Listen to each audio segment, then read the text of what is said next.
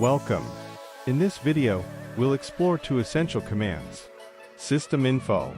This command will display detailed information about the Windows system, including operating system details, hardware specifications, installed updates, and network configuration.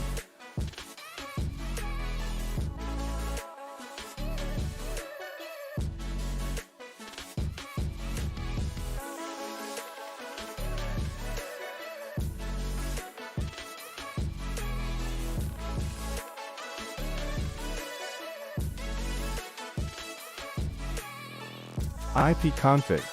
It displays the TCP and IP network configuration information for the system, including IP address, subnet mask, default gateway, and DNS server addresses. This information is crucial for network troubleshooting, configuring network settings, and diagnosing connectivity issues.